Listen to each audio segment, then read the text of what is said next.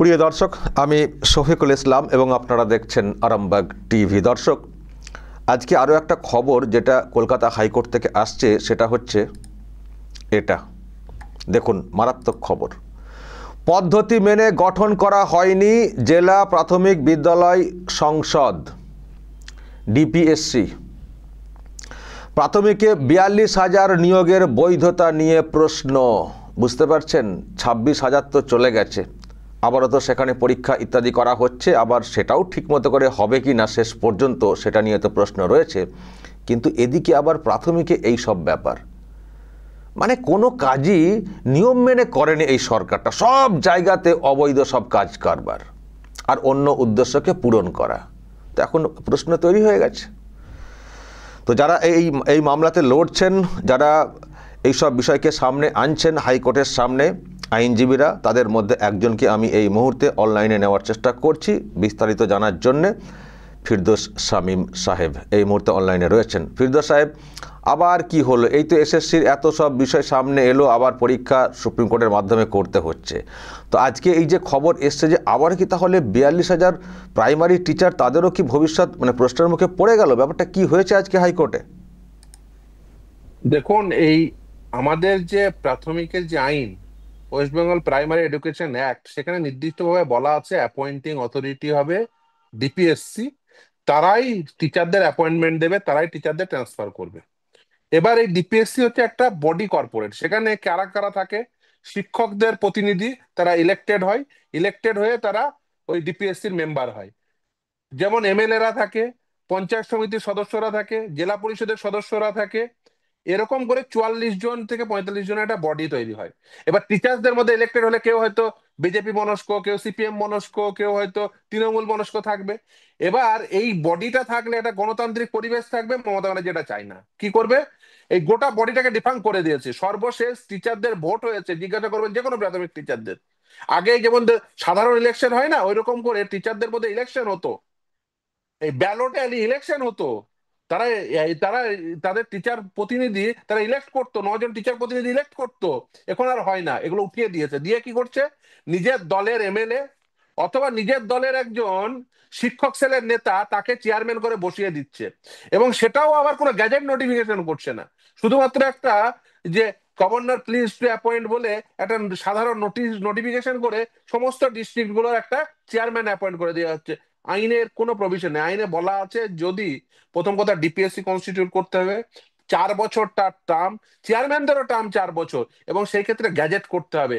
কলকাতা হাইকোর্টের single bench রায় দিয়েছে যে 2000, যেমন পূর্ব মেদিনীপুরের ক্ষেত্রে, হুগলির ক্ষেত্রে কোনো ডিপিএসসি নেই, চেয়ারম্যানরা কাজ করছে কি করে? এবার 2016 সালের সিলেকশন প্রসেস, যদি ডিপিএসসি না থাকে তাহলে এরা অ্যাপয়েন্টমেন্ট দিল কে?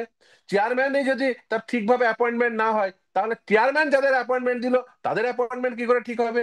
এবার এই প্রশ্নগুলো থাকে। তার ছাড়াও, যেমন আমাদের দেশে রাইট টু এডুকেশন অ্যাক্ট আসার পরে একটি নির্দিষ্ট সময়কাল পর্যন্ত যে সমস্ত শিক্ষকরা তাদের ওই যে টিচার্স ট্রেনিং না থাকলেও শিক্ষকতার পেশায় ঢুকতে পেরেছেন, 5 বছরের রিল্যাক্সেশন ছিল আইনে।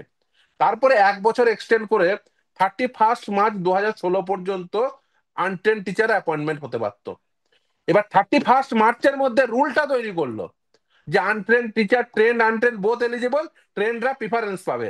রুল 6(3), 2016 সালের রুলসে। এবার যখন নোটিফিকেশনটা দিল, সেই রিল্যাক্সেশন পিরিয়ড পেরিয়ে গেল।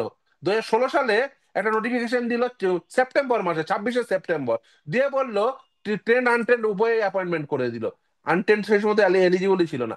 পরবর্তীতে 2017 সালে একটা অ্যামেন্ডমেন্ট এলো। সেই অ্যামেন্ডমেন্টে তাহলে 2016 সালে 26শে সেপ্টেম্বর 2016-তে যখন নোটিফিকেশন দিলেন, তখন আপনাদের নলেজে থাকার কথা নয় যে 2017 সালে অ্যামেন্ডমেন্ট আসবে কি আসবে না? আর 2017 সালের অ্যামেন্ডমেন্টে কি বলা আছে? যে যারা ওই 2015 সালে টিচার ছিল অথবা টিচার হওয়ার মতো পজিশনে ছিল, তাদের ক্ষেত্রে 2019-এর মধ্যে তাদের টিচার ট্রেনিং কমপ্লিট করতে হবে। এরা আইনটা, প্রথম কথা, ঠিকভাবে পড়লোই না। দ্বিতীয় কথা হচ্ছে যে এই যে ডিপিএসসির আগে আগে 2001 সালে যদি রিক্রুটমেন্ট রুলস দেখেন, অ্যাপয়েন্টিং অথরিটি, সেখানে দেখবেন লেখা আছে ডিপিএসসি। 2016 সালে মমতা ব্যানার্জির আমলে ওই অ্যাপয়েন্টিং অথরিটি করে দেওয়া হলো চেয়ারম্যান ডিপিএসসি। মানে উনি জানেন যে ডিপিএসসি নেই, ডিপিএসসি গুলো তুলে দিয়েছেন। অথচ আইনে বলা আছে ডিপিএসসি হবে অ্যাপয়েন্টিং অথরিটি। তাহলে আইনে যদি বলা থাকে ডিপিএসসি অ্যাপয়েন্টিং অথরিটি হবে, তাহলে আপনি সেই জায়গায় রুলসে কি করে, আইনে অ্যামেন্ডমেন্ট না করে রুলসে শুধুমাত্র চেঞ্জ করে দিতে পারেন, ডিপিএসসি জায়গায় চেয়ারম্যান ডিপিএসসি করে দিতে পারেন। এছাড়াও টেট 2014, এখন কোনো অরিজিনাল ওএমআর শিটও নেই, কোনো মিরর ইমেজও নেই, কি রয়েছে এডিটেবল কপি, মানে যে যখন টাকা দেবে তখন তাকে ওই পয়সা দিলেই তার নাম্বার বাড়িয়ে দেওয়া যাবে। যাদেরকে অ্যাপয়েন্টমেন্ট দেওয়া হয়েছে তাদের থেকে অনেক বেশি নাম্বার পাওয়া ছেলেমেয়েরা without interview, without aptitude test তারা বসে আছেন কলকাতা হাইকোর্টে। আমি লিস্ট করেছি 100টার বেশি মামলা পেন্ডিং বর্তমানে, রিট পিটিশন, যে যারা বলছে আমাদের প্রাপ্ত নাম্বার ওই যে লাস্ট কাট অফের থেকে বেশি, অথচ তারা এখনো পর্যন্ত চাকরি পায়নি। তাহলে যাদের নাম্বার বেশি তারা বাইরে বসে আছে, তারা মামলা করছে, আর যাদের নাম্বার কম তারা অ্যাপয়েন্টমেন্ট পেয়ে গেছে। ওএমআর শিটের কোনো মিরর ইমেজ নেই, কোনো ফিজিক্যাল কপি নেই, ডিপিএসসি নেই, মানে এই নেই রাজ্যে। শুধুমাত্র একটা জিনিসই আছে, সেটা হচ্ছে দুর্নীতি। দুর্নীতি করে কি করে চাকরিটা পাইয়ে দেব, তার ফলে টাকা পাবো, এবং সেই টাকা দিয়ে আর যা যা করার সেই সমস্ত কিছু করবো। কেউ প্রপার্টি কিনবে, কেউ অন্যান্য কিছু কিনবে, না, আমি যাই হোক আমি আমি এইগুলো শামীম সাহেব হয়েছে। যেটা জানতে চাই, তাহলে কি বিষয়টা দাঁড়ালো আজকে আজকে হিয়ারিং পর্ব যেটা হয়েছে সেখানে মানে কি উঠে এসছে? মানে সত্যি কি তাহলে ভবিষ্যৎ অন্ধকার এই এই এই এবার 42,000 যেটা বলা হচ্ছে? দেখুন আমি বলি, 2016 সালের নিয়োগ প্রক্রিয়ায় আপনি যে কাউকে, মমতা ব্যানার্জিকে চ্যালেঞ্জ থাকলো, যে তার যে প্রেসিডেন্ট, বোর্ড প্রেসিডেন্ট, যাকে এতদিন ধরে বোর্ড প্রেসিডেন্ট রেখেছিলেন, তাকে চ্যালেঞ্জ, তাহলে বলুন যে প্যানেলটা কোথায় আছে। প্যানেল বললে ওরা টেনে বেগুনে ওরা বলবে লিস্ট, প্যানেল না। প্যানেলটা কোথায় আছে? একটা এভিডেভিটে তারা এভিডেভিট করে বলছে যে প্যানেল পাবলিশ হয়নি, তার আইন ছিল না। আবার তারা বলছে আমরা একটা লিস্ট টাঙিয়ে দিয়েছি। তাহলে প্যানেল আর লিস্টের মধ্যে পার্থক্য কি? প্যানেল করতে গেলে আপনাকে একেবারে ক্যাটাগরি মেনে, মানে SC ST OBC unreserved category মেনে, এক্সেমটেড নন এক্সেমটেড, এইরকম আমরা একটা লিস্ট ট্যাবুলার চার্ট করে দিয়েছি যে কিভাবে প্যানেল তৈরি করতে হবে আইন মোতাবেক। সেই আইন মোতাবেক প্যানেল প্রকাশই করেনি। কি করেছে? যে যখন পয়সা দিয়েছে একটা ক্যাটাগরিতে তাকে ঢুকিয়ে দিয়েছে। ফলে এই যে কোনো প্যানেল পাবলিশ হয়নি, বোর্ড বলছে প্যানেল পাবলিকেশনের কোনো আইন ছিল না, প্যানেল পাবলিশ হয়নি।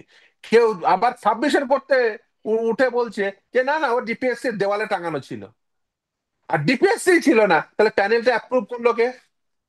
এই যে হযবরল, তাহলে ডিপিএসসি না থাকলে প্যানেলটা অ্যাপ্রুভ করলো কে?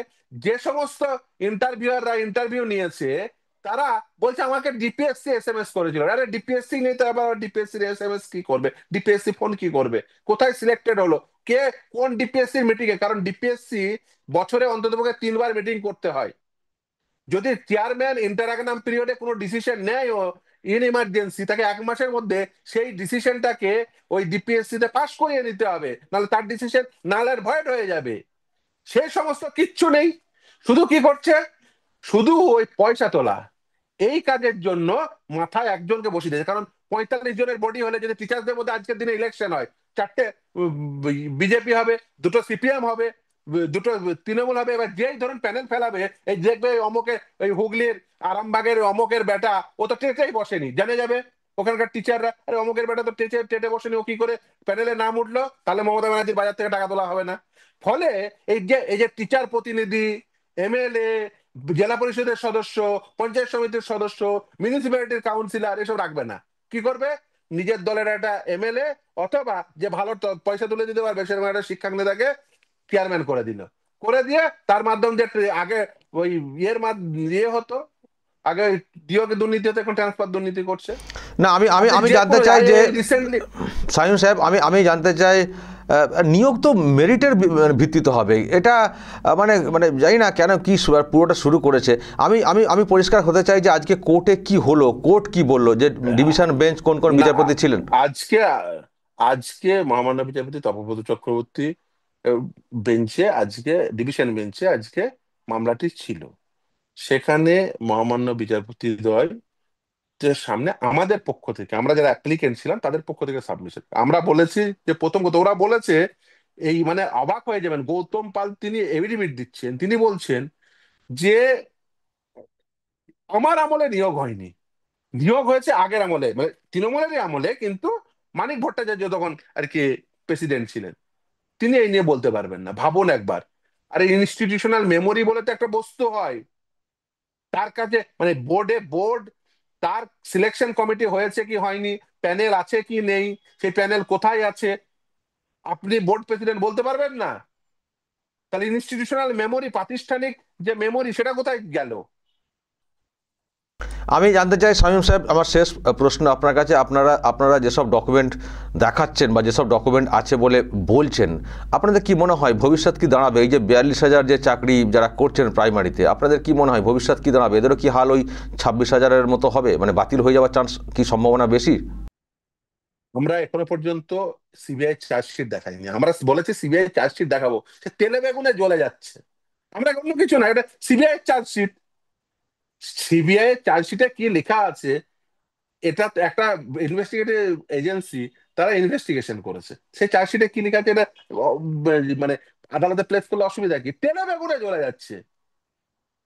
মানে আমি মানে আমি বলছি যে এইরকম চার্জশিট আসলে বা যাই বলুন না কেন, আমি আমি খুব স্পেসিফিক জানতে চাই, কারণ মানুষের একটা খুব উৎকণ্ঠার মধ্যে থাকছেন, প্রশ্নের মধ্যে থাকছেন, কৌতূহলে আছেন যে এই যে 42,000 কথা বলা হচ্ছে, আপনাদের কি মনে হয় যে যেভাবে তদন্ত উঠে এসছে, মানে এদের ভবিষ্যৎ কি সত্যিই কি অন্ধকারে, মানে প্রশ্নের মুখে এদের নিয়োগ? দেখুন, আমি যদি আপনাকে এই মুহূর্তে, আমি যদি প্রথমে চার্জশিট, তারপরে 3টে সাপ্লিমেন্টারি চার্জশিট সিবিআই এর পড়াই, আপনি বলবেন যে এত বড় দুর্নীতি? মানে এই নিয়োগ প্রক্রিয়ায় এবং কি কি ধরনের দুর্নীতি হয়েছে। একেবারে শুরু করেছে টেট 2014 নথি হাফিস করা থেকে শুরু করে, মানে যে যখন পয়সা দিয়েছে। আমি আমি একটা ডিস্ট্রিক্ট ওয়াইজ বলি, যেমন মালদা ডিস্ট্রিক্টে 10 পয়েন্ট সামথিং পেয়ে একজন চাকরি পেয়ে গেল। তার থেকে বেশি পাওয়া ক্যান্ডিডেট কত রয়েছে, তার লিস্ট বানিয়েছি। অথচ তারা চাকরি পায়নি, তারা রাস্তায় রাস্তায় ঘুরে বেড়াচ্ছে। মুর্শিদাবাদ একই জিনিস, নদিয়া একই জিনিস, তারা রাস্তায় রাস্তায় ঘুরে বেড়াচ্ছে বেশি নাম্বার পেয়ে। অথচ যারা কম নাম্বার পেলো, তারা চাকরি করছে। টেট পাস করেনি, প্রত্যেকের চাকরি যাবে। যারা যারা টাকা দিয়েছে তাদের প্রত্যেকের চাকরি যাবে। আর তার সঙ্গে কিছু সত্যি সত্যি কিছু ছেলে মেয়ে যেমন এসএসসি তে হয়েছে, এ নিয়ে তো কোনো সন্দেহ নেই না না, যে কিছু ছেলে মেয়ে ডিপিএসসি যদি নিশ্চিতভাবে। ডিপিএসসির বৈধতা নিয়ে প্রশ্ন তুললে তো যোগ্যরাও তো ফেঁসে যাবেন, যা অবস্থা দেখতে পাচ্ছি। দেখুন, ডিপিএসসি রাখেননি এই কারণেই চুরি করবেন বলে, একদম পরিষ্কার কথা। আপনাকে একটা তথ্য দিয়ে আমি শেষ করব।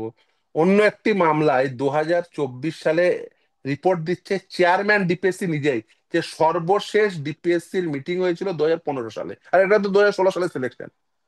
আমি বলছি না, চাঁদের নথি বলছে, তারাই স্বীকার করে নিচ্ছে 2015 সালে সর্বশেষ ডিপিএসসি মিটিং হয়েছে, বর্ধমান ডিপিএসসি।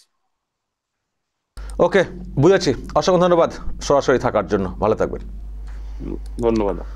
দর্শক শুনলেন ফিরদৌস শামীম, কলকাতা হাইকোর্টের আইনজীবী। ওনারা তো লড়ছেন মামলাতে এবং দেখছেন কি মারাত্মক সব আবার বিষয় সামনে আসছে। আবারও 42,000 চাকরি যারা করছেন, তাদের ভবিষ্যৎ প্রশ্নের মুখে পড়ে যাবে। আসলে যেভাবে এই চাকরি দিয়েছে বিভিন্নভাবে, সব অনিয়ম, সব বেনিয়ম। শুধু চুরি করে কি করে ঢোকানো যায়, পছন্দের লোককে কী করে ঢোকানো যায়, কিছুর বিনিময়ে কী করে ঢোকানো যায়, সেটা করতে যাওয়া হয়েছে। সেটা করতে গিয়ে সব নিয়ম ভেঙে ফেলা হয়েছে। আর নিয়ম ভাঙলে নিয়ম তো ধরা তো পড়বেই। পরে হলো নজরে আসবে, তো নজরে এসছে এবং মাঝখানে তদন্ত হয়েছে।